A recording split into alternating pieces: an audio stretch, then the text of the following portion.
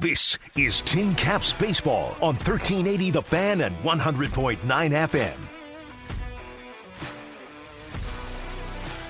Getting ready for this series opener here in Davenport, Iowa, here on Tin Caps on Deck, presented by Hoopy Insurance Services. Hoopy Insurance Services, our family serving your family since 1981. Jaden Taylor alongside Tin Caps skipper in Jonathan Mathews. Tough week last week, dropping 5 of 6, but the momentum and the pendulum can kind of go back and forth all throughout this season. Just a couple weeks ago, you guys won 7 of 8. It's on the other side of the pendulum right now. How do you swing things back over to the right side? A little reset. We had a little get together here with the guys. I talked to them about last week. Honestly, was not up to standard. It was embarrassing at times, to be honest with you. So we talked today about going out and competing. I think sometimes that gets lost in the world of professional baseball. Guys are not that they're selfish, but they get so wrapped up in their own performance, they kind of forget why they started playing this game in the first place.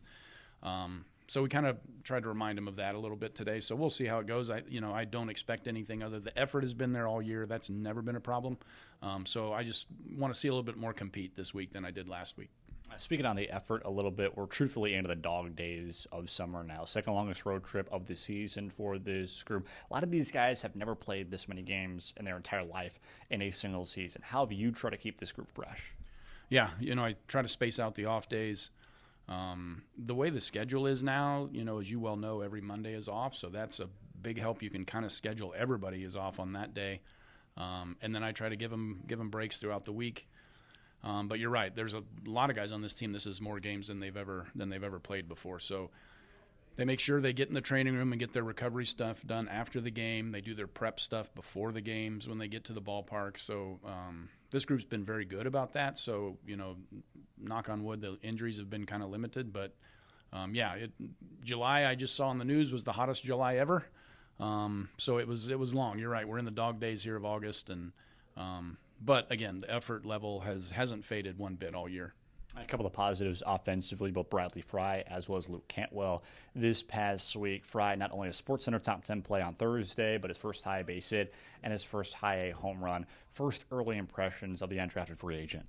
Yeah, super athletic. I saw him a little bit in the instructional league last fall, and I really liked him, liked the athlete, liked the player, and he's come up here and shown us why.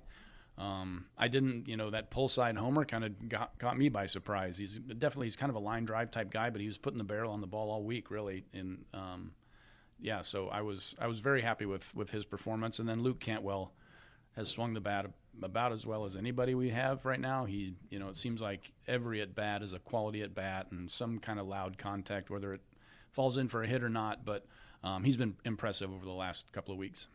Losing Jack Costello this past Wednesday. I know a 4-year college guy that was really a veteran in this clubhouse and a leader.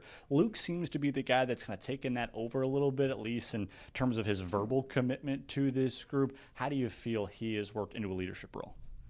Yeah, first of all, I love Jack Costello. I hated to see him go, but I was very happy to see him go, get a chance in Double-A, go up there and see what he can do. He was more of a quiet leader. Luke Cantwell is whatever the opposite of that is. He's very boisterous in the clubhouse. He's loud in the dugout. It's energy. It's big energy.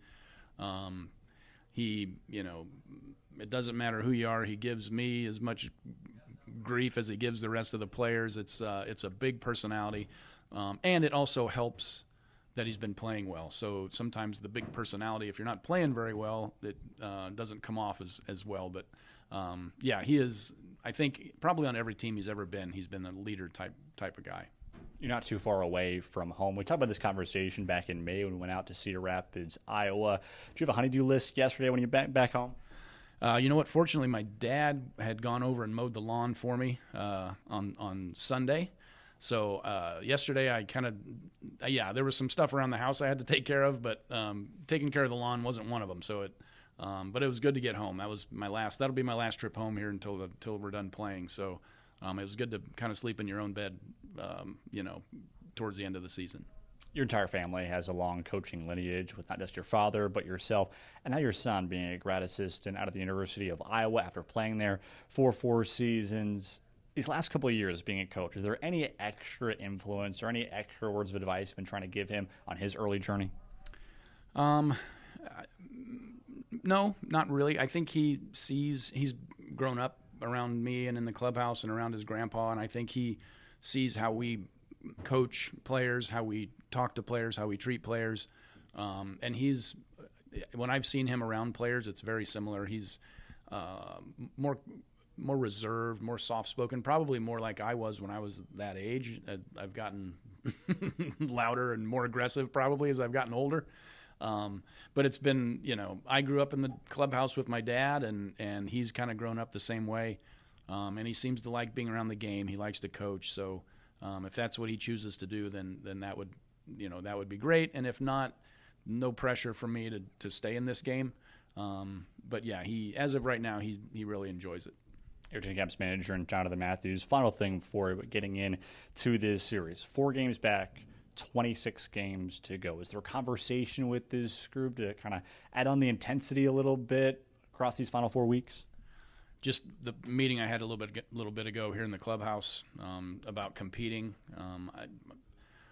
I don't necessarily want them to chase the standings, but I think I've always been of the opinion if I go out and do my job to the best of my ability, I do what I'm supposed to do, my stats at the end of the year will take care of themselves, and then likewise our record at the end of the year will take care of itself. So there's good players in that room, and if they go out and play the way that they're capable of, which I didn't think we did last week, then I think the stats, the numbers, the standings, that'll all take care of itself in the end.